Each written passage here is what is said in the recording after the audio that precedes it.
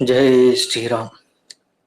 ஸ்ரீராம நவமி திருவிழாவில் இன்னைக்கு நம்ம பார்க்கக்கூடிய ஒரு தலைப்பு ஸ்ரீராமச்சந்திரமூர்த்தியும் மாதா சீதாதேவியும் சந்தித்து கொண்ட ஒரு நிகழ்வு. அதை தான் நம்ம இப்ப பார்க்க போறோம். அயோத்தி மாநகர்ல தசரத மகாராஜா ரொம்ப சந்தோஷமா இருக்கார். அதுக்கான காரணம் என்ன அப்படின்னாக்கா, அவருடைய குலகுருவாக விளங்கிய வசிஷ்டர் இருக்கார் இல்லையா, அவருடைய குருகுலத்துல இருந்து ராமர், லக்ஷ்மணர், பரதன், சத்ருகன் இவங்க எல்லாரும் குருகுல கல்விய பயின்று முடிச்சுட்டு அயோத்தி திரும்புறாங்க. அப்ப எல்லாருக்கும் அயோத்தி மாநகரமே ரொம்ப சந்தோஷமா இருக்கு.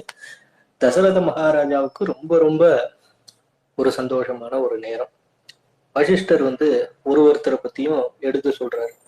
அதாவது ராமரினுடைய ஆற்றல் என்ன, அவருடைய கல்வியில அவர் இருக்கக்கூடிய திறமை என்ன, போர்க்கலைகள்ல அவர்கிட்ட இருக்கக்கூடிய திறமைகள் என்ன, இப்படி ராமரை பத்தியும் லட்சுமணரை பத்தியும் பரதன், சத்ருகனன் இவங்களை எல்லாம் பத்தியும் சொல்லிட்டு, அதே போல அவங்களுடைய குணாதிசயங்கள், நன்னடத்தைகள் எப்படி எல்லாம் இருக்குது, குரு பக்தியில எப்படி சிறந்து விளங்குனாங்க, இப்படி ஒரு விஷயமா சொல்ல சொல்ல தசரத மகாராஜாவுக்கு அப்படி ஒரு சந்தோஷம். கடைசியா சொல்லி முடிச்சுட்டு ஒரு விஷயத்தையும் குருநாதர் வசிஷ்டர் சொல்றாரு. என்னன்னா, உங்களுடைய காலத்துக்கு பிறகு இந்த அயோத்தி மாநகரத்தை சிறப்பாக ஆளக்கூடிய வகையில உங்களுடைய புதல்வன் ராமன் இருக்கா.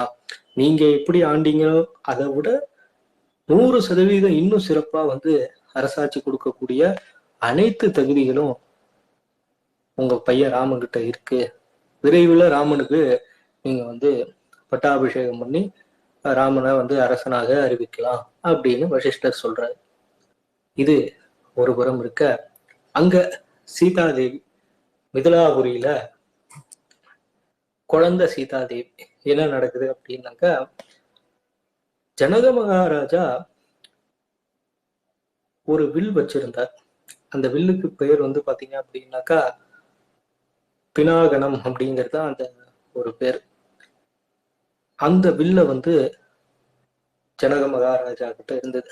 அந்த வில் என்ன அப்படின்னு சொல்லிட்டு கேட்டீங்கன்னா, பிரஜாபதி தக்ஷனினுடைய தக்ஷ சம்ஹாரம் இருக்கும் இல்லையா, அப்ப பாத்தீங்க அப்படின்னாக்கா சிவபெருமான் வீரபத்திரர்கிட்ட கொடுத்த ஒரு வில்லு தான் இந்த பினாகனம் அப்படிங்கிற ஒரு வில்.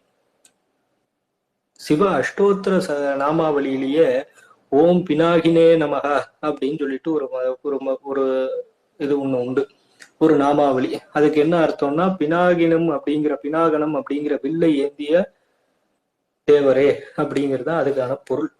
அப்ப அந்த பினாகனம் வில்ல பாத்தீங்க அப்படின்னாக்கா சிவபெருமான் தான் பயன்படுத்திய வில்ல வீரபத்திரர்கிட்ட கொடுத்திருப்பார்.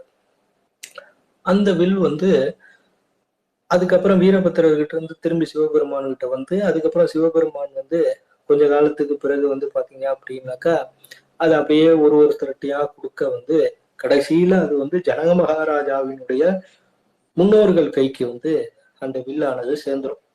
அந்த வில்லினுடைய மகிமை என்ன அப்படின்னாக்கா, சாதாரணமா அந்த வில்ல யாரும் தொட கூட முடியாது.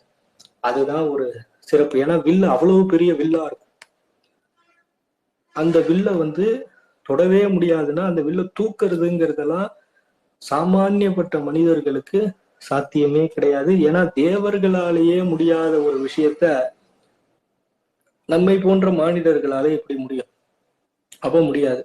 அப்ப என்னன்னா, ஜனக மகாராஜாவினுடைய முன்னோர்கள் என்னன்னா, அந்த வில்லுக்காகவே ஒரு பொட்டி மாதிரி ஒண்ணு செஞ்சு அதுக்கு மேல அந்த வில்ல வச்சு அந்த வில்லையே ஈஸ்வரனாக பாவித்து அந்த வில்லுக்கு டெய்லி பூஜை பண்ணிட்டு இருப்பாங்க. அதாவது நம்ம வீட்டுல சிவலிங்கம் வச்சிருந்தோம் அப்படின்னு சொன்னாக்க, அந்த வில்ல நம்ம அந்த சிவலிங்கத்தை எப்படி எல்லாம் பூஜை செய்வோம். இப்ப நம்ம வீட்டுல சிவலிங்கம் வச்சிருந்தோம்னா என்ன பண்ணுவோம்? சாமிக்கு பால் அபிஷேகம் பண்ணுவோம், சந்தன அபிஷேகம் பண்ணுவோம், இது மாதிரி அபிஷேகம் எல்லாம் பண்ணி பூவால அலங்காரம் பண்ணுவோம், மாலையை சாத்துவோம், அதுக்கப்புறமேட்டு உணவு பிரசாதங்கள் நைவேத்தியம் பண்ணி படைப்போம். இது எல்லாம் அந்த வில்லுக்கு நடக்கும். ஏன்னா அந்த வில்லு வந்து சிவபெருமான் கையில இருந்து வந்ததுங்கிறதுனால ஜனகரினுடைய முன்னோர்கள் இதை வந்து தொன்று தொட்டு செஞ்சு வந்துகிட்டு இருந்தாங்க. இப்படி இருக்கிற பொழுது குழந்தை சீதாதேவியும் அவர்களினுடைய சகோதரிகள் இவங்கெல்லாம் வந்து என்ன பண்ணாங்கன்னா, அந்த காலத்துல விளையாட்டு விளையாடிட்டு இருந்தாங்க, இந்த பந்து விளையாட்டு விளையாடணும். அப்ப வந்து என்ன ஆச்சு அப்படின்னு சொன்னாக்கா, அந்த வில்லுல போய் அந்த பந்து வந்து மாட்டிக்கிச்சு. அப்ப வந்து என்னன்னா, இந்த வில்ல வந்து யாருமே தூக்கவே முடியாது. அப்பேற்பட்ட அந்த வில்லுல போய் அந்த பந்து மாட்டுச்சுன்ன உடனே ஜனக மகாராஜாட்ட சொன்னாலும் அவராலையும் அந்த வில்ல தூக்க முடியாது, யாராலையுமே முடியாது, தூக்க முடியாத ஒரு வில்லுல போய் அந்த பந்து மாட்டிக்கிச்சு. இப்ப என்ன பண்றதுன்னு சொல்லிட்டு எல்லாரும் தயங்கிட்டு நின்றுட்டு இருக்க ஒரு நேரம், இன்னொரு பயம் என்னன்னா, குழந்தைங்களுக்கு அப்பா அம்மாவுக்கு இந்த விஷயம் தெரிஞ்சதுன்னா நம்மளை போட்டு இம்சை பண்ணிடுவாங்க அப்படிங்கிற பயம் வேற இந்த குழந்தைங்களுக்கு எல்லாம். ஆனா சீதாதேவி என்ன பண்ணாங்க, அப்படி அசால்ட்டா போயிட்டு அவங்களுடைய இடது கையால அந்த வில்ல தூக்குனாங்க. தூக்கிட்டு அந்த பந்தை எடுத்துட்டு திரும்பி அந்த வில்ல அப்படியே வச்சாங்க பாருங்க. அந்த வில்ல அந்த இடத்துல வச்ச நாளைக்கு என்ன ஆச்சுன்னா, ஒரு சவுண்டு, பாட்டுன்னு ஒரு சவுண்டு. அந்த இடமே கிட்டத்தட்ட அந்த மிதிலாபுரியே வந்து பாத்தீங்க அப்படின்னாக்கா ஒரு ஆட்டம் ஆடிடுச்சு. இருக்கிற மக்கள்ல இருந்து எல்லாரும் பயந்துட்டாங்க, ஜனக மகாராஜாவே பயந்துட்டாரு. என்னடா இது நிலநடுக்கம் மாதிரி ஆயிடுச்சே அப்படின்னு சொல்லிட்டு, ஐயோ என்ன ஏதுன்னு தெரியலையா. அப்புறம் அங்க இங்க சுத்தி வந்து பார்த்தா அதுக்கப்புறம் தான் வந்து தெரியுது, இந்த வில்ல யாரோ தூக்கி இருக்காங்க, அதனால வந்த பிரச்சனை தான் இது அப்படின்னு சொல்லிட்டு அப்புறம் நேரா உள்ள வந்தாரு.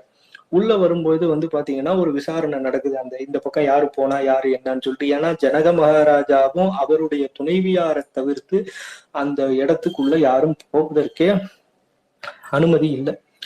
அப்படிப்பட்ட இடத்துல வந்து பாத்தீங்க அப்படின்னாக்கா இப்படி ஒரு சம்பவம் யாரு நடந்தது என்னன்னு சொல்லும் போது அங்க இருந்தவங்க வந்து பாத்தீங்கன்னா அந்த வாசல்ல காவல் காப்பார் இல்லையா, அவர் வந்து சொல்லிட்டார், இது மாதிரி குழந்தை சீதாதேவியும் அவங்க இவங்கதான், அவங்க சகோதரிகள் தான் அந்த பக்கம் போனாங்கன்னு உடனே குழந்தைங்க எல்லாம் கூப்பிடுறாரு, இங்க என்ன நடந்ததுங்கிறத மறைக்காம சொல்லுங்க அப்படின்னு சொன்ன உடனே உடனே வந்து சீதாதேவி சொல்லிடுறாங்க, இது மாதிரி வந்து நாங்கெல்லாம் விளையாண்டுகிட்டு இருந்தோம், அந்த விளையாண்டுகிட்டு இருக்கும்போது அந்த பந்து வந்து பாத்தீங்க அப்படின்னாக்கா அதுல போய் மாட்டிக்கிச்சு. சரின்னு சொல்லிட்டு நான் என் கையால இப்ப வில்ல தூக்கிட்டு அந்த பந்தை திருப்பி எடுத்துட்டு வில்ல அங்க வச்சேன், அதுலதான் இவ்வளவு பெரிய சத்தம் வந்துருச்சு, என்னை மன்னிச்சிருங்கப்பா அப்படின்னு சொல்லி சீதாதேவி சொன்ன உடனே ஜனகருக்கு ஒரே ஆச்சரியம். இந்த வில்ல நீ தூக்குனன்னு சொன்னா இதை நம்புறதுக்கு நான் எப்படி நம்புவேன் அப்படின்னு சொல்லிட்டு. ஆனா உண்மை என்னன்னா, அந்த வில்ல சீதாதேவி தூக்குனாங்க. ஆனா இவர் வந்து ஜனக மகாராஜா அதை நம்பவே இல்லை. எப்படி வந்து யாராலையும் தூக்க முடியாத வில்ல இவர் இந்த குழந்தை தானே எப்படி தூக்கிப்போம் அப்படின்னு சொல்லிட்டு, சரிப்பா நீங்க நம்மள நான் வேணா தூக்கி காட்டுறேன் பாருங்கன்னு சொல்லிட்டு அதே மாதிரி இடது கையால அழகா தூக்குவாங்க. அந்த வில்லு வந்து அம்பாள் கையில சீதாதேவி கையில வந்துடும். அப்பதான் ஜனகர் அப்படியே ஆச்சரியப்பட்டு நிற்பாரு, எப்படி இந்த பொண்ணால இதை தூக்க முடிஞ்சுது அப்படிங்கும் போதுதான் அப்ப வந்து அவருக்கு ஒரு விஷயம் தோணும், இது வந்து நமக்கு பிறந்த பொண்ணு கிடையாது, இது வந்து நம்ம கீழே இருந்து எடுத்து வளர்க்குற பொண்ணு. அப்ப இது வந்து சாதாரணமா ஒரு மானிட பிறவியே இது கிடையாது, ஏன்னா மனுஷர்களால இதை தூக்க முடியாது, கண்டிப்பா இது ஏதோ ஒரு தெய்வாம்சம் பொருந்திய ஒரு குழந்தை அப்படிங்கிறதுக்கு அந்த ஒரு முடிவுக்கு ஜனக மகாராஜா வந்துட்டாரு. இப்ப என்னன்னா ஒரு சிக்கல் என்னன்னா, இப்ப இந்த பொண்ணை கல்யாணம் பண்ணி கொடுக்கணும். இப்ப பொண்ணு குழந்தையா இருக்கு, நாளைக்கு இவ பெரியவள ஆனவுடனே இவரை யாருக்காவது கட்டி கொடுக்கணும். இப்படிப்பட்ட இந்த தெய்வாம்சம் பொருந்திய பொண்ணை வந்து யார் கல்யாணம் பண்ணுவான்னா நிச்சயமா வந்து எவனா ஒரு தெய்வாம்சம் பொருந்திய தேவராலதான் கல்யாணம் பண்ண முடியும். அப்ப அது யாரு என்னங்கிறத கண்டுபிடிக்கணும். இதுக்கு நான் என்ன பண்றதுன்னு ஒரு ரொம்ப சங்கடத்துல வந்துட்டார். இதை பார்த்ததுக்கு அப்புறம் அவருடைய மனநிலை ஃபுல்லா இதுலயே கவலையா இருக்குது. இதுக்கு ஏதாவது ஒரு விடை தெரியாதா, இதுக்கு ஏதாவது ஒரு விடை தெரியாதா அப்படின்னு சொல்லிட்டு அப்ப பகவான் பரசுராமர் அந்த பக்கம் வர. பரசுராமரனுடைய சிறப்பு என்னன்னு கேட்டீங்கன்னா, பரசுராமரினுடைய குருநாதர் யாருன்னா சிவபெருமான் தான். சிவபெருமான் கிட்டேயே தான் அவர் வந்து போர்க்கலைகள் எல்லாத்தையும் கத்துக்கிட்டாரு. அப்ப என்னன்னா, அவர் தன்னுடைய குருநாதர் பயன்படுத்திய வில்ல வந்து அடிக்கடி வந்து தரிசனம் பண்ணிட்டு போறது பரசுராமரினுடைய ஒரு வழக்கமாக இருந்தது. அப்ப என்னன்னா, ஒரு நாள் பரசுராமர் வரும்போது இந்த வில்ல வந்து தரிசனம் பண்ணிட்டு போறாரு. அப்ப வந்து ஜனக மகாராஜா அவர் காலில் சாஷ்டாங்கமா விழுந்து, எனக்கு ஒரு சந்தேகம், இதை எப்படியாவது நிவர்த்தி பண்ணி கொடுங்க அப்படின்னு சொல்லி கேட்கவும், சொல்லு ஜனகா என்னன்னு சொல்லுன்னு சொல்லி பரசுராமர் கேட்க, இந்த மாதிரி நடந்த சம்பவங்கள் எல்லாத்தையும் சொல்றாரு. இந்த மாதிரி எல்லாம் ஆயிடுச்சு, நான் என்ன பண்றதுன்னு தெரியல அப்படின்னு ஒண்ணு. அப்பதான் ஒரு நிமிஷம் அப்படியே வந்து பரசுராமர் வந்து அப்படியே கண்ணை மூடி தியானத்துக்கு போறாரு. அப்ப அவருக்கு தெரியுது, சரி இந்த சீதை வந்து சாதாரண ஒரு பொண்ணு இல்ல அப்படின்னு சொல்லிட்டு, மகாலட்சுமி தான் சீதை அப்படிங்கிறத அவர் புரிஞ்சுக்கிறார். புரிஞ்சுக்கிட்டு உடனே என்ன சொல்றாருன்னா, ஒன்றும் பிரச்சனை இல்லை ஜனகா, நல்ல விஷயம்தான் இது. யார் வந்து இந்த வில்ல வந்து தூக்கி அதுல வில்லுல வந்து நான் ஏத்துறாங்களோ அவங்களுக்கு உன் பொண்ணை கட்டி கொடுக்குறேன்னு சொல்லி சுயம்பரம் வச்சுக்கோ. அது எந்த காலம் நீ வந்து கல்யாணம் பண்றியோ சுயம்பரம் வச்சுக்கோ. யாராலையுமே இந்த போட்டியில ஜெயிக்கவே முடியாது. ஒரே ஒருவரால தான் இந்த போட்டியில ஜெயிக்க முடியும். அந்த ஒருத்தருக்கு மட்டும்தான் இந்த வில்ல தூக்குறதுக்கும் தகுதி இருக்கு. அவரால் மட்டும்தான் இந்த வில்லுல வந்து நான் ஏத்தி உன் பொண்ணு கழுத்துல தாலி கட்ட முடியும். நம்பி இதை நீ சுயம்பரமா அறிவிச்சிரு அப்படின்னு சொல்லிட்டு போயிடுவார். எப்பாடா, ஒரு குருநாதரான பரசுராமரே வந்து பாத்தீங்கன்னா சிவபெருமானினுடைய ஸ்டூடெண்ட், அவரே வந்து இப்படி ஒரு விஷயத்த சொன்ன உடனே ஜனக மகாராஜாவுக்கு ரொம்ப சந்தோஷமா போயிடும். அப்ப நம்ம பொண்ணுக்கு நல்லபடியா திருமண வாழ்க்கையானது நல்லபடியா அமைஞ்சிரும். நம்மளுடைய கடமையில பாதி முடிஞ்ச மாதிரி அவருக்கு ஒரு ஆத்ம திருப்தி. இன்னும் ஒரு பாதி தான் இருக்கு, என்னன்னா அந்த பொண்ணு கட்டி கொடுக்கணும், அவ்வளவுதான். சரி. இப்ப வந்து என்னன்னா, இந்த சம்பவம் நடக்கும் பொழுது சீதா தேவிக்கு 6 வயசு, ராமச்சந்திரமூர்த்திக்கு 18 வயசு. எது இந்த இடம் நடக்கும்போது, இந்த சம்பவம் நடக்கும்போது சீதா தேவிக்கு 6 வயசு, ராமச்சந்திரமூர்த்திக்கு 18 வயசு. இப்போ என்னன்னா, இது இங்க மிதிலாபுரியில நடக்குது. அதுக்கு அடுத்தது அப்படியே வந்து அண்ணாண்ட போய் பார்த்தோம் அப்படின்னாக்கா,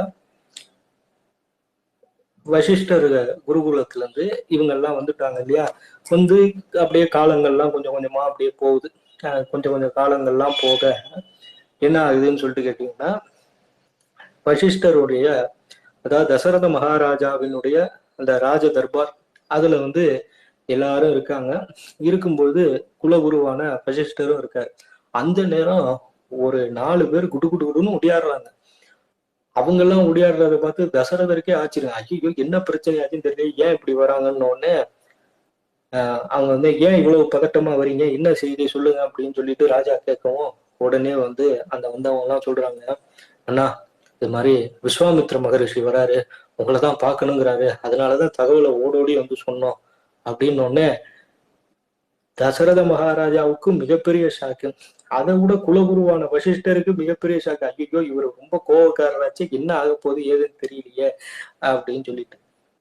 அப்போ வந்து என்னன்னா, உடனே விஸ்வாமித்திரர் அவர் வர்றதுக்கு முன்னாடியே எல்லா விதமான ஏற்பாடுகளும் டக்கு டக்கு டக்குன்னு பண்ணிட்டு, அவர் வரும்பொழுது அந்த தர்பாருக்கு உள்ள வரணும்.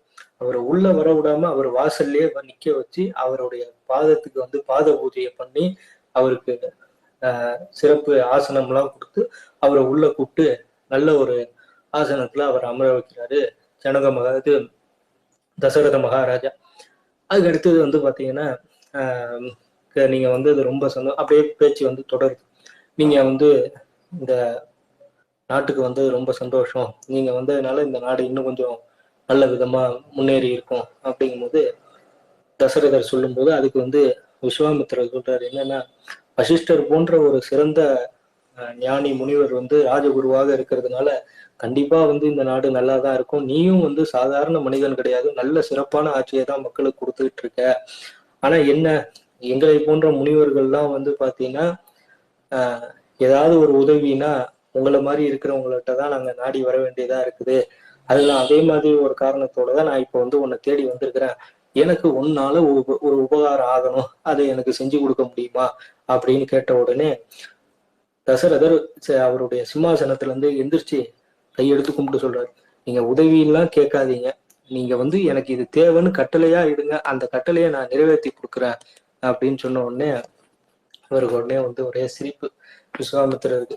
அப்பதான் சொல்றாரு, ஒன்றும் இல்லை, இங்க நாங்க வந்து வேள்விகள்லாம் செய்கிறோம். அந்த வேள்விகள்லாம் செய்யும்போது நிறைய அரக்கர்களோட சண்டை பிரச்சனை இதெல்லாம் வருது. அதனால வந்து பார்த்தேன் அப்படின்னாக்கா, அரக்கர்கள்ட்ட இருந்து எங்களை காப்பாற்றணும், அதுக்கு வந்து நீ வந்து ஒரு உதவி பண்ணணும் அப்படின்னு. சொல்லுங்க, என்னால என்ன முடியுமோ நான் இந்த உதவியை செய்யறேன் அப்படின்னு. ஒன்றும் இல்லை, உன் அயோத்தி தேசத்துல இருந்து எனக்கு ஒருத்தர் தேவை, அவரை வந்து நீ வந்து என் கூட அமுச்சு வை. நாங்க இந்த யாகம் முடிஞ்ச உடனே அந்த அந்த சம்ஹாரம் எல்லாம் முடிஞ்சிடும். அந்த யாகம் முடிஞ்ச உடனே நான் அவரை வந்து திரும்பி உங்ககிட்ட அமுச்சு வைக்கிறேன் அப்படின்னு உடனே வந்து தசரத மகாராஜா சொல்றாரு, யாரோ எதுக்கு நான் அமுச்சு வைக்கணும், நானே வரேன். உங்களுக்கு இதை செய்யறதுல எனக்கு எவ்வளவு பெரிய ஒரு பாக்கியம், நான் வந்து இதை செய்யறேன் அப்படின்னோடனே தசரதர் சொல்றது, விஸ்வாமித்திரர் சொல்றாரு, உன்னால முடியாது. ஏன்னா வந்து அந்த அரக்கர்களையும் அரக்கிகளையும் சம்ஹாரம் பண்ணக்கூடிய தகுதி உன்கிட்ட இருந்தாலும் உன்னை விட 1000 மடங்கு சிறந்த ஒருத்தர் வந்து உன் நாட்டுல இருக்காரு, அவர் தான் எனக்கு வேணும், அவரை எனக்கு அமுச்சு வைன்னு விஸ்வாமித்திரர் கேட்க தசரதருக்கு ஒரே ஆச்சரியம். நான் வந்து 60,000 வருஷம் வந்து இந்த வாழ்க்கை வாழ்றேன், இதுல வந்து நான் பார்க்காத போர், எண்ணற்ற போர்களை சந்திச்சவன் நானு. அப்படி இருக்க இந்த நாட்டினுடைய மகாராஜாவா நான் இந்த சிம்மாசனத்துல வீட்டு இருக்கிற பொழுது என்னை விட 1000 மடங்கு சிறந்தவன் இந்த நாட்டுல இருக்கானா, யார் அது அப்படின்னு ஒரு சிந்தனை. அவ இதை பார்த்துட்டு உடனே விஸ்வாமித்திரர் கேட்கிறாரு, என்ன தசரதா, உன்னை விட சிறந்தவன் யாருன்னு யோசிச்சுட்டு இருக்கியா அப்படின்னாரு. அப்படியெல்லாம் ஒண்ணும் இல்லை, யாருன்னு சொன்னீங்கன்னா நான் கண்டுபிடிச்சு கொடுத்துருவேன்ல அப்படின்னாரு. உடனே வேற யாரு இருக்கா உன்னை விட சிறந்தவன், உன் பையன் ராமன் தான், அவனை என் கூட அமுச்சு வைக்கின்னு உடனே தசரதர் அந்த நிமிஷமே அவருக்கு சப்த நாடியும் வந்து பாத்தீங்கன்னா அடங்கி போயிடுச்சு. என்னன்னா அவர் வந்து அப்படியே போய் நேரா விஸ்வாமித்திரர் காலில் வந்து அப்படியே காலை பிடிச்சிக்கிட்டே கேட்கிறாரு, இது உன்னை தவிர்த்து வேற ஏதாவது கேட்க முடியாதா, நான் வந்து தரத்துக்கு ரெடியா இருக்கிறேன். அவ வந்து சின்ன பையன், 20 வயசுதான் ஆகுது அந்த குழந்தைக்கு, அவன் வந்து இதுவரையும் எந்த போர்லயுமே கலந்துகிட்டதே கிடையாது. ஆனா நான் அப்படி இல்லை, எத்தனையோ போர்ல ஜெயிச்சிருக்கேன், தேவர்களோட சேர்ந்து யுத்தம் பண்ணியிருக்கேன், பல அரக்கர்களை வந்து பாத்தீங்கன்னா எதிர்த்து நின்று சண்டை போட்டு போர்ல ஜெயிச்சிருக்கேன். நான் வந்து உங்களுக்கு இந்த காரியத்தை முடிச்சு தரேன். ஆனா ராம வந்து இப்பதான் குருகுலத்தை முடிச்சுட்டு வந்தான், சின்ன பையன், இதுவரையும் போர்னா என்னன்னே அவனுக்கு தெரியாது, அவனை போய் கேட்கறீங்களே, வேற யாரையாவது கேட்க கூடாதா அப்படின்னு. இல்ல தசரதா, ராமன் தான் வேணும் எனக்கு, நீ ராமனை அனுப்பிச்சியே ஆகணும் அப்படின்னு. வசிஷ்டர் அந்த இடத்துல இருந்து எந்திரிச்சுட்டான்னா, விஸ்வாமித்ர மகரிஷி வந்து ஒரு விஷயத்த கேட்கிறாரு அப்படின்னாக்கா அது சாதாரணமா கேட்க மாட்டாரு. அப்போ உன் பையன் வந்து அவருக்கு தேவையா இருக்கா அப்படின்னாக்கா அவருக்கு தேவைன்னு எதுவும் கிடையாது. விஸ்வாமித்ர மகரிஷியினால உன் பையனுக்கு நிறைய விஷயங்கள் தேவைப்படும், இதெல்லாம் வந்து இறைவனுடைய ஒரு திருவிளையாடல். அதனால நீ வந்து உன்னுடைய பையன் ராமனை வந்து நீ மகரிஷியோட அனுப்பத்தான் வேணும் அப்படின்னு சொல்லிட்டு, இது ராஜகுருவாக நான் உனக்கு கட்டளை இருக்கிறேன் அப்படின்னு சொல்லி வசிஷ்டர் சொல்றாரு. இவரால ஒன்றும் செய்ய முடியல. இவருக்கு என்னன்னா அந்த பழைய ஞாபகம் வேற வருது. அந்த அவர் சாபம் கொடுத்திருப்பாரு இல்லையா, நான் என் பிள்ளைய பிரிஞ்சு கஷ்டப்படுற மாதிரி நீயும் உன் பிள்ளைய பிரிஞ்சு கஷ்டப்படுவேன்னு, ஐயோ என்ன ஆகுமோ ஏதாகுமோ தெரியலையா அப்படின்னு சொல்லிட்டு. அப்பதான் விஸ்வாமித்ர மகரிஷி சொல்றாரு, நீ வந்து உன் பையனை நினைச்சு எந்த கவலையும் பட வேண்டாம், அவன் வந்து இங்க வரான்னா அது பல காரணங்கள் இருக்கு, அதனாலதான் அவன் பையனை அழைச்சிட்டு போறான், உன் பையனுக்கு எந்த தீங்கும் நேராது, நீ பயப்படாம என் கூட அனுப்பிச்சு வைக்கிறாரு. வேற வழியே இல்லாம, மனசுக்கு விருப்பமே இல்லாம இது வந்து ராமரை கூப்பிட்டு வர சொல்றாங்க. ராமரோட சேர்ந்து லட்சுமணரும் வராங்க. இது மாதிரி தசரதர் வந்து அழுதுகிட்டே இந்த விஷயத்த சொல்றாரு ராமர்கிட்ட. என்னன்னா, மகரிஷிக்கு உன்னுடைய உதவி தேவைப்படுதா, அதனால நீ அவர் கூட போய் கொஞ்ச நாள் இருந்து அவர் சொல்ற வேலையெல்லாம் செஞ்சுட்டு அதுக்கப்புறமேட்டு திரும்பி இங்க வா அப்படிங்கிறார். ராமருக்கு புரியுது, இவர் வந்து நம்மளை எதுக்கு இது மாதிரி அழுதுகிட்டே சொல்றாருன்னு. இவர் உடனே அங்க போய் வந்து இது மாதிரி ராமச்சந்திரமூர்த்தி அப்பாட்ட சொல்றாரு, நீங்க எதுக்கும் பயப்பட வேண்டியது இல்லப்பா, நான் நல்லபடியா போயிட்டு நல்லபடியா வரேன் அப்படிங்கும் போது லட்சுமணர் என்ன சொல்றாருன்னா, நானும் உங்களோட தான் வருவேன், நான் உங்களை விட்டு தனியா இருக்க மாட்டேன் அப்படின்னு சொல்லவும் சரின்னு வேற வழியே இல்லாம அப்புறம் லட்சுமணரையும் அழைச்சிக்கிட்டு வந்து பாத்தீங்க அப்படின்னாக்கா போறாங்க. போயிட்டு ராமர் லட்சுமணர் இவங்க 2 பேரும் விஸ்வாமித்திர மகரிஷியோட காட்டுக்கு போறாங்க. அங்க காட்டுல என்னென்ன நடக்குது அப்படின்னாக்கா, முதல்ல போய் முதல் நாள் வந்து பாத்தீங்க அப்படின்னாக்கா தங்கிடுறாங்க. தங்கிட்டு மறுநாள் காலையில வந்து பாத்தீங்க அப்படின்னாக்கா சரையூ நதிக்கரையில புனித நீராடல். யாரு? விஸ்வாமித்ர மகரிஷி, ராமச்சந்திரமூர்த்தி, லட்சுமணர் இவங்கெல்லாம் நீராடி முடிச்ச உடனே விஸ்வாமித்ர மகரிஷி உபதேசம் பண்றாரு. என்னன்னு பாத்தீங்கன்னா, ராமா, நான் உன்னை கூப்பிட்டு வந்ததுக்கான காரணம் உனக்கு தெரியுமா அப்படின்னு கேக்குறாரு. இவர் வந்து, நீங்க ஏதோ ஒரு உதவி தேவைன்னு சொல்லிட்டு தான் கூப்பிட்டு வந்தீங்க அப்படின்னு சொல்லி அப்பா சொன்னாங்க அப்படின்னோடனே, அதெல்லாம் கிடையாது, நீ வந்து சாதாரணப்பட்ட ஒரு மாநில பிறவி கிடையாது, நீ வந்து பல நன்மைகள் உன்னால இந்த பூமியில செய்ய வேண்டிய காரியங்கள் நிறைய இருக்குது. அதுக்கு வந்து இப்ப நான் கொடுக்கறதெல்லாம் உனக்கு ஏதோ ஒரு காலத்துல தேவைப்படும் அப்படின்னு சொல்லிட்டு, அந்த சரையூ நதிக்கரையில தான் சில விசேஷமான அஸ்திரங்களை பிரயோகம் பண்ணக்கூடிய வித்தைகள் எல்லாம் ராமருக்கு கத்து கொடுக்குறாரு. அப்போ வந்து என்னன்னா சொல்றாரு, இது பிற்காலத்துல வந்து போர்ல உனக்கு வந்து யூஸ் ஆகும்னு சொல்லிட்டு ராமருக்கும் லட்சுமணருக்கும் சொல்லி கொடுக்குறாரு. சொல்லி கொடுத்துட்டு அதுக்கப்புறமேட்டு சொல்றாரு, நீ இங்க வந்ததுக்கான காரணமே வேற ஒரு காரணம் இருக்கு. நம்ம இங்க இருந்து சீக்கிரமா வந்து பாத்தீங்கன்னா இந்த இடத்துல இருந்து நம்ம போயிடுவோம். நம்ம வந்து வேற ஒரு இடத்துக்கு போறோம். அந்த இடத்துல உனக்கு வாழ்க்கைக்கு ஒரு மிகப்பெரிய ஒரு டர்னிங் பாயிண்டே அமையும் அப்படிங்கிறாரு. சரின்னு சொல்லிட்டு எல்லாத்தையும் அந்த மந்திரங்கள் எல்லாம் தெரிஞ்சுக்கிட்டு, அந்த அஸ்திரங்களை பிரயோகப்படுத்தக்கூடிய முறைகள் இது எல்லாத்தையும் தெரிஞ்சுக்கிட்டு வந்து பாத்தீங்க அப்படின்னாக்கா வராரு. அதுக்கப்புறமேட்டு யாகமானது நடக்குது. அந்த யாகத்துல வந்து பாத்தீங்கன்னா சில அசுரர்கள் அரக்கர்கள்லாம் வந்து சண்டைக்கு வருவாங்க. அவங்களை எல்லாம் வந்து பாத்தீங்க அப்படின்னாக்கா ராமர் வந்து வெற்றி கொள்ளுவாரு. அதுக்கு அடுத்தது வந்து பாத்தீங்க அப்படின்னாக்கா தாடகையினுடைய சம்ஹாரம். அந்த தாடகையை வந்து பாத்தீங்க அப்படின்னாக்கா ராமச்சந்திரமூர்த்தி சம்ஹாரம் பண்ணி நல்லபடியாக வந்து பாத்தீங்க அப்படின்னாக்கா இந்த யாகத்தை பூர்த்தி பண்ணி கொடுப்பாரு. இந்த யாகம் முடிஞ்ச வேகத்துக்கு வந்து பாத்தீங்க அப்படின்னாக்கா விஸ்வாமித்ர மகரிஷிக்கு ஒரு செய்தி ஒண்ணு வரும். என்ன அப்படின்னு சொல்லிட்டு கேட்டீங்கன்னா, ஜனக மகாராஜா, அதாவது மிதிலாபுரியில இருக்கக்கூடிய ஜனகர் வந்து பாத்தீங்க அப்படின்னாக்கா ஒரு விஷயத்தை அமைச்சிருப்பாரு. என்னன்னா, என்னுடைய பெண்ணான சீதாதேவிக்கு நான் வந்து சுயம்பரம் நடத்த போறேன், அந்த சுயம்பரத்துக்கு நீங்களும் வந்து கலந்துக்கணும், கலந்துக்கிட்டு மணமக்களை ஆசீர்வாதம் பண்ணணும் அப்படின்னு சொல்லி ஜனக மகாராஜா ஒரு இது வந்து ஒரு தூது அமைச்சிருப்பாரு. உடனே வந்து பாத்தீங்கன்னா, சரி ராமா, நம்ம எல்லாம் கிளம்புவோம், நேரா மிதிலாபுரி போலாம், அங்க போயிட்டு சீதாவுக்கு சுயம்பரமா, அந்த சுயம்பரத்துல நம்ம எல்லாம் பங்கெடுத்துக்கலாம் வாங்க அப்படின்னு சொன்ன உடனே குருநாதர் சொல்றாரு, ராமரும் லட்சுமணரும் தட்டவா போறாங்க, சரின்னு சொல்லிட்டு போவாங்க. அப்ப அங்க இருந்து வந்து பாத்தீங்க அப்படின்னாக்கா இது காட்டுல இருந்து, அதாவது காட்டுல இருந்து மிதிலைக்கு ராமர், லட்சுமணர், விஸ்வாமித்திரர் இந்த 3 பேரும் வந்து பாத்தீங்க அப்படின்னாக்கா போறாங்க. பல தூர பிரயாணம் இல்லையா, அதனால வந்து பாத்தீங்க அப்படின்னாக்கா எப்படியோ போய் இந்த மிதிலாபுரியை வந்து பாத்தீங்க அப்படின்னாக்கா அடைஞ்சிடுறாங்க.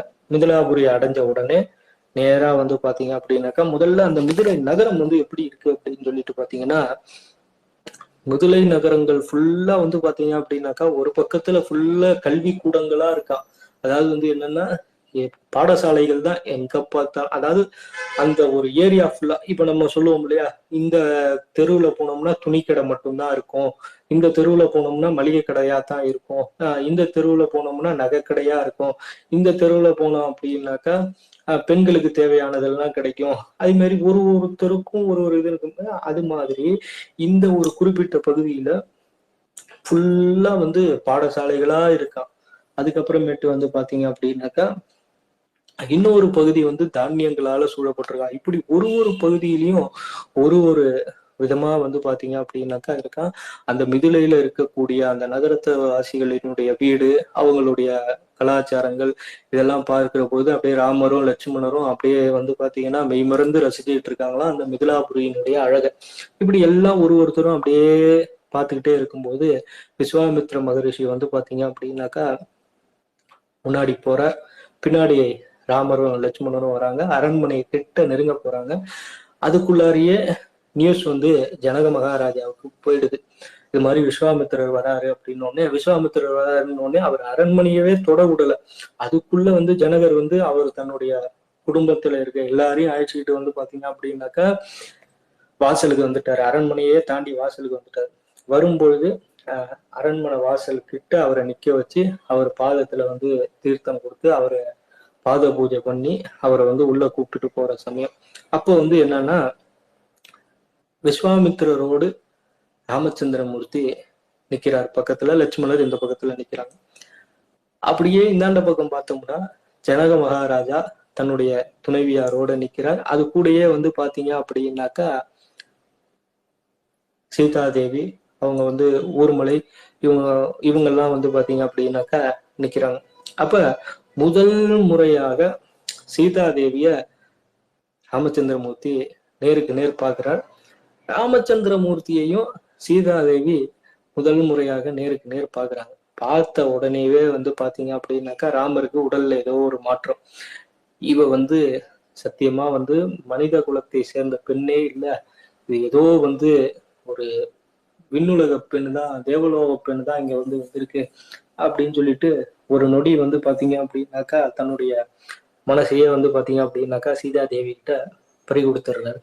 அதே மாதிரி வந்து பாத்தீங்க அப்படின்னாக்கா இந்த பக்கத்துல சீதா தேவி ராமரை பார்த்த உடனே இப்படி ஒரு தேஜஸான ஒரு முகம், அதே போல அவருடைய ராமச்சந்திரமூர்த்தியினுடைய கண்கள், அவருடைய நெற்றி, அவருடைய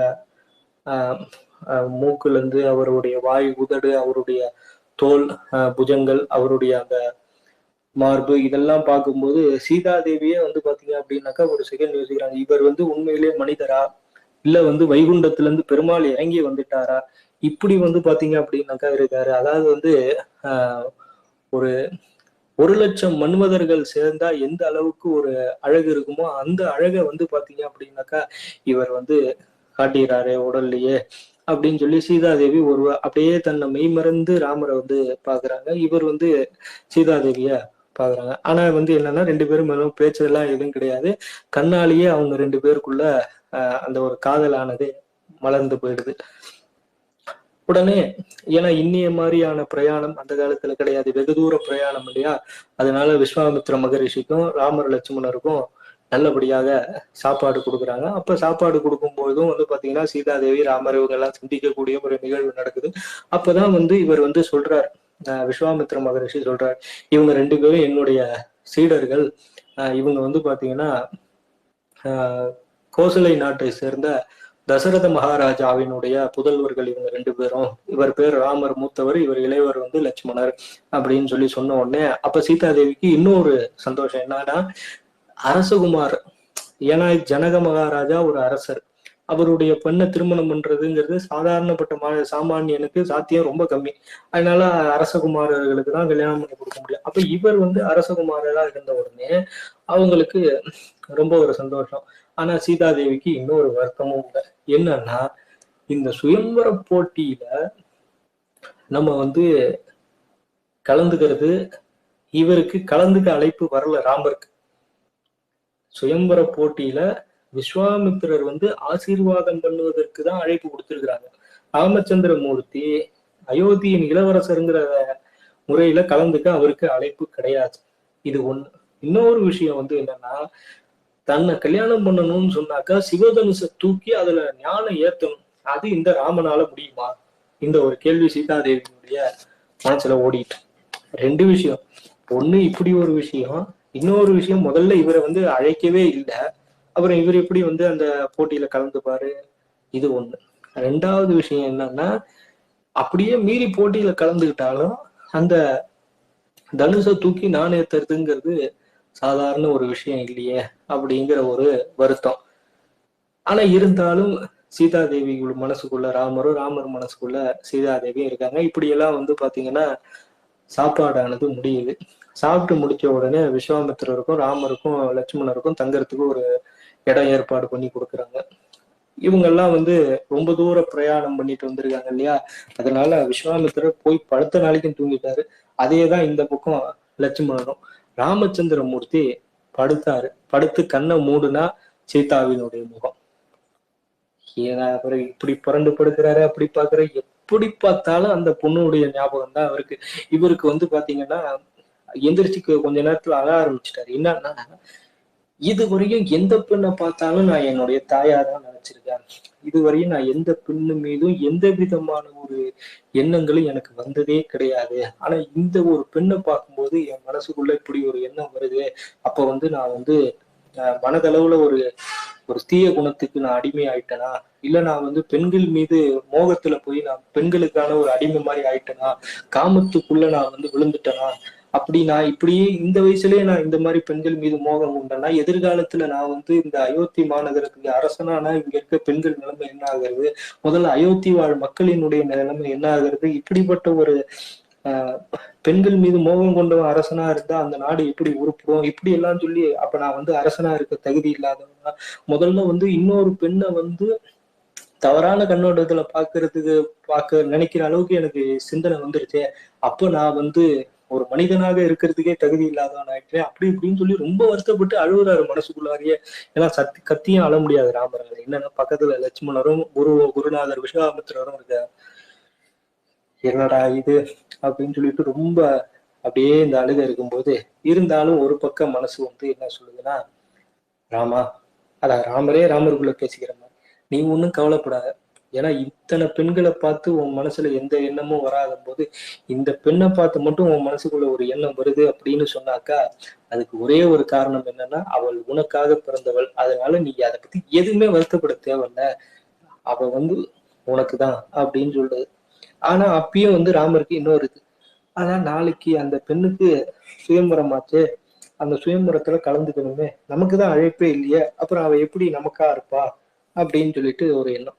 அப்பதான் சொல்ற, எதை பத்தியும் நினைக்காது, பேசாம இரு, அந்த பெண்ணு உனக்கானவள்னா உனக்கானவள் தான், அதுல எந்த மாற்று கருத்தும் இல்லை அப்படின்னு சொல்லி முடிக்கவும், சரி அப்ப ராமர் வந்து ஒரு முடிவுக்கு வந்துடுறார்.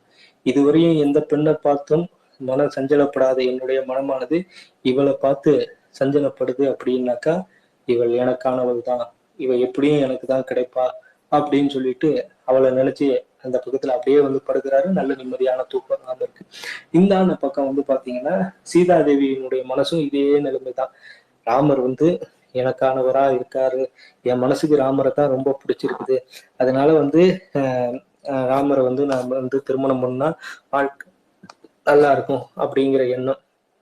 அதுலயும் வந்து என்னன்னா இன்னொரு விஷயம் என்னன்னா, இவர் வந்து அந்த சிவதனுசுல நான் ஏத்தணும், இது நான் சாத்தியமா அப்படின்னு சொல்லிட்டு அப்போ வந்து சிவபெருமான் கிட்ட சீதாதேவி வேண்டுறாங்க, இது மாதிரி எனக்கு இந்த ராமரை பார்த்த உடனேவே என் மனசுக்கு ரொம்ப பிடிச்சு போச்சு, ஒருவேளை ராமர் வந்து இந்த சுயம்பரத்துல கலந்துக்கிட்டா நீங்க வந்து உங்களுடைய சிவதனுச தூக்கறதுக்கு ராமருக்கு அனுமதி நீங்க தான் கொடுக்கணும் அப்படின்னு சொல்லி சீதாதேவி வந்து சிவபெருமான்கிட்ட பிரார்த்தனை பண்ணிக்கிறாங்க. பண்ணிக்கிட்டு அப்படியே வந்து பாத்தீங்கன்னா இந்த பக்கம் சீதாதேவியும் தூங்குறாங்க, அந்த பக்கம் ராமரும் தூங்குறாரு. மறுநாள் நாளைக்கு காலையில வந்து பாத்தீங்க அப்படின்னாக்கா சுயம்பரமானது ஸ்டார்ட் ஆக போகுது. சுயம்பரத்தினுடைய விதிகள்லாம் இருக்கு. நாளைக்கு அந்த சுயம்பரம் எப்படி நடந்தது, அந்த சுயம்பரத்துல என்னென்ன சம்பவங்கள் சுவாரஸ்யங்கள் நடந்தது அப்படிங்கிறதெல்லாம் நாளைய தினம் சிந்தனை செய்யலாம். இன்னைக்கு வந்து ராமர் சீதை இவங்க ரெண்டு பேரும் ஒருவருக்கொருவர் முதல் முறை சந்தித்து கொண்ட நிகழ்வை சிந்தனை பண்ணியிருக்கோம்.